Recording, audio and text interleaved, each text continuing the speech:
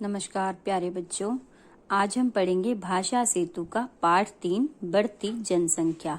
तो ये जो पाठ है इसमें बढ़ती हुई आबादी के बारे में बताया गया है और बसों में जगह ना मिलना, मकान ना मिलना, ठीक है, अस्पतालों में मरीजों की लंबी कतार होना, राशन की दुकानों पर जो लंबी कतार होना जहां पर खत्म होने का नाम ही नहीं लेती है, रोजगार कार्यालय में लंबी कतार होना, तो ये इन सब के बारे में इस कहानी में बताया गया है। तो और जो जनसंख्या वृद्धि हो रही है, जो बढ़ रही है, उस पर अंकुश यानी नियंत्रण लगाने की शिक्षा दी गई है। तो सबसे पहले मेरे पढ़ना शुरू करते हैं हम। मेरे एक अभिन्न, अभिन्न मतलब जो कभी ना अलग हो, अभिन्न मित्र हैं बाबू उमाकांत वर्मा। उनके परिवार में उनकी पत्नी और 7 बच्चे हैं। ठीक है, उनकी पत्नी की और कौन कौन रहता है उनके घर में? 7 उनके दोनों के बच्चे हैं।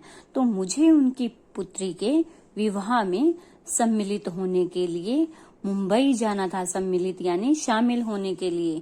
तो 1 महीना पहले टिकट का आरक्षण आपने टिकट बुक करवा दी, ये सब चीजें घर में सुनी होंगी, है ना। तो आरक्षण होता है सुरक्षित कर लेना अपनी जगह को। कराने रेलवे स्टेशन गया तो ज्ञात यानी पता चला, जानकारी हुई कि किसी भी गाड़ी में स्थान नहीं है। इतनी भीड़ इतनी रहती है कि 2 महीने पहले ही सभी सीटें आरक्षित हो जाती है। मतलब सभी की क्या है, बुकिंग हो जाती है। जाना तो था, अतः बिना आरक्षण भी, मतलब उसको जाना तो जरूरी था। बिना आरक्षण यानी सीट ना भी मिली तो भी वो जाता। तो बिना आरक्षण के धक्के खाता हुआ गया, क्योंकि उसको सीट तो मिली नहीं थी। गाड़ी में यात्री बुरी तरह ठुसे हुए थे, मतलब बुरी तरह क्या है, भरे हुए थे उसमें। मुंबई स्टेशन पर मित्र का बड़ा लड़का मुझे लेने आया हुआ था। जो उनका दोस्त है उमाकांत वर्मा, उसका ही बेटा जो बड़ा लड़का है वो उसे लेने के लिए वहां स्टेशन पर पहुंचा। उसका उतरा चेहरा देखकर मैं पूछ बैठा। जब उसका चेहरा क्या है, उदास था, तो उसको देखकर उसने पूछ लिया, क्या दफ्तर से सीधे आ रहे हो? उसने फीके स्वर यानी धीरे सी आवाज में उत्तर दिया, कैसा दफ्तर? 3 साल से नौकरी के लिए धक्के खा रहा हूँ। सब जगह लंबी लाइन है।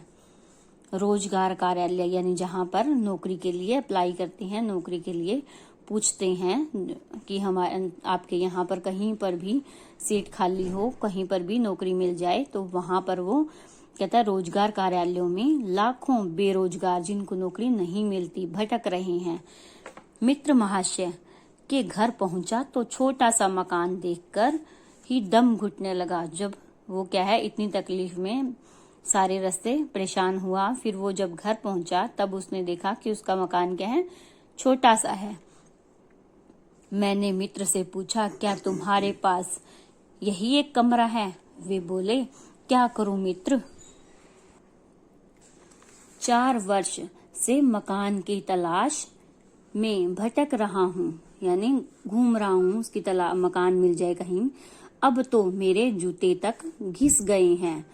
एक मकान खाली होता है तो 10 लोग उस पर झपट पड़ते हैं, यानी 10 लोगों को मकान की जरूरत पड़ जाती है। मैं समझ गया कि यह बढ़ती जनसंख्या का दुष्परिणाम है, यानी जो जनसंख्या बढ़ रही है, जो आबादी बढ़ रही है, लोग बढ़ रहे हैं, उसका क्या है, दुष्परिणाम यानी बुरा नतीजा है। तभी मित्र की पत्नी जलपान यानी नाश्ता चाय पानी लेकर आ गई।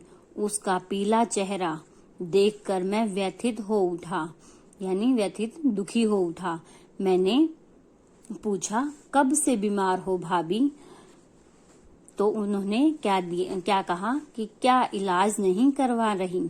तो वे फीकी हंसी बिखेरते हुई, यानी जो दिखावे की हंसी थी वो दिखाते हुए बोली कि इतने बड़े परिवार में कोई ना कोई बीमार होता ही रहता है, किस किस का इलाज करवाया जाए। अस्पताल में डॉक्टर को मरीज बुरी तरह घेरे रहते हैं, यानी चारों तरफ इतने मरीज होते हैं डॉक्टर के पास, वह किसी को भी ठीक प्रकार से देख नहीं पाता।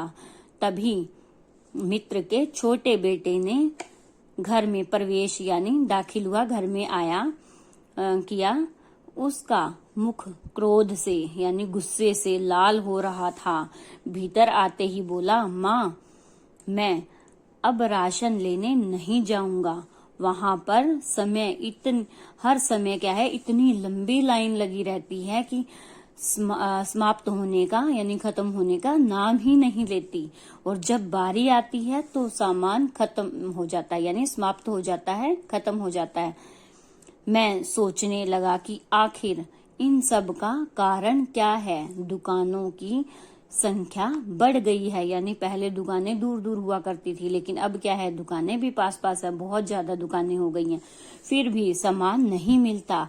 रेलगाड़ियां अधिक होने पर भी जगह नहीं मिलती। पहले रेलगाड़ियां इतनी नहीं चलती थी जितनी अब चलती हैं। अब रेलगाड़ियों की संख्या भी बढ़ गई है, लेकिन फिर भी जगह नहीं मिल रही है।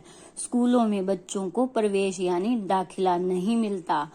जहां देखिए भीड़ ही भीड़ है। यह भीड़ बढ़ती जा रही है। ठीक है, तो अब जो भीड़ है बढ़ती जा रही है, मतलब लोग बढ़ते जा रहे हैं। अच्छी पैदावार यानी अच्छी उपज होती है। जब पहले जिस जगह पर 2 क्विंटल या 3 क्विंटल गेहूं होता था या चावल होते थे, वहां पर अब क्या है, दुगनी उपज पैदा करती हैं दवाइयां वगैरह डालकर। अच्छा उत्पादन होते हुए भी प्रत्येक वस्तु का अभाव यानी कमी दिखाई देती है। यदि समय रहते हमने इस समस्या का परिष्कार होता है समाधान नहीं किया तो स्थिति और अधिक बिगड़ जाएगी।